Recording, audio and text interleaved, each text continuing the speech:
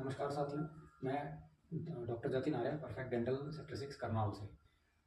आज हम आपको बताने जा रहे हैं कि हर ट्रीटमेंट के बाद आपको किन किन बातों का ध्यान रखना है।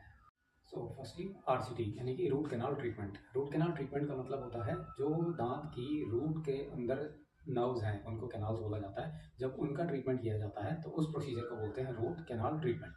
इसके बाद आपको किन किन बातों का ध्यान रखना है। फर्स्टली ये कि जब तक आपका रूट कैनाल ट्रीटमेंट चल रहा है, आरसीटी चल रही है, तब तक आप जिस साइड भी रूट कैनाल चल रहा है उस साइड से खाना थोड़ा अवॉइड करें।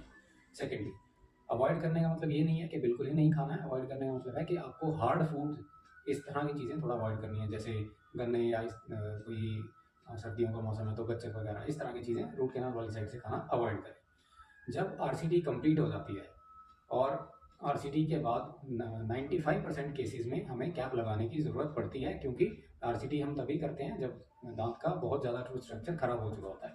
तो ऐसे में उसके ऊपर कैप लगवाना बहुत ज़रूरी होता है। 95% केसेस में ये ज़रूरत पड़ेगी आपको। 5% कुछ के अलग केसेस होते हैं जिनमें की ज़रूरत ना पड़े, बट 95% ऑफ द केसेस में आरसीटी के बाद आपको कैप लगवाना ज़रूरी है।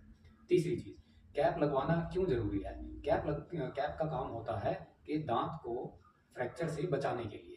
जैसे कि अगर दांत का स्ट्रक्चर बहुत खराब है, हमने आरसीटी के बाद आपका पेन तो खत्म कर दिया, लेकिन अब उससे हमने दोबारा से फंक्शनल काम भी लेने हैं, खाना भी है, चबाना भी है, तो उस चीज़ में अगर उस पर फोर्सेस ज़्यादा आएंगे तो बिना कैप के दांत कमज़ोर होगा तो वो फ्रैक्चर होने के चांसेस होते हैं।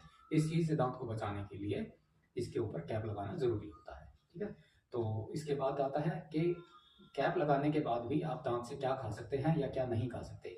तो इस चीज़ में हम ये कहेंगे कि खाने को आप सब कुछ खा सकते हैं, लेकिन इतनी हार्ड चीज़ें जैसे कि कच्चे चने चबाना या गन्ना वगैरह, इस तरह की बहुत ज़्यादा हार्ड चीज़ें कैप से भी अवॉइड करनी चाहिए, क्योंकि थोड़ा सा टूथ फ्रैक्चर होने के चांसेस होते हैं। लेकिन अगर आप नॉर्मली रूटीन में सब कुछ खा रहे हैं और दांत का अच्छे से ध्यान रख रहे हैं तो फ्रैक्चर होने के चांसेस ना के बराबर हो जाते हैं।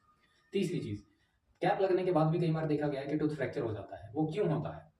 वो इसलिए होता है कि जब आपकी रूट कैनाल हुआ है और कैप लगने से पहले कई बार दांत इतना ज़्यादा खराब होता है कि हमें उसमें एक्स्ट्रा सपोर्ट देने के लिए दांत के अंदर एक छोटा सा स्क्रू डाला जाता है, जिसको पोस्ट बोलते हैं हम लोग।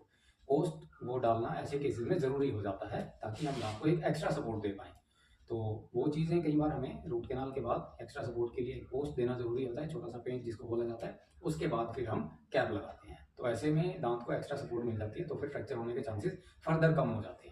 ठीक है, तो इस पॉइंट के ड्यूरिंग आरसीटी आपको जो भी मेडिसिन आपके डेंटिस्ट के ने जो बताई हैं वो प्रॉपर लें और टाइम से लें।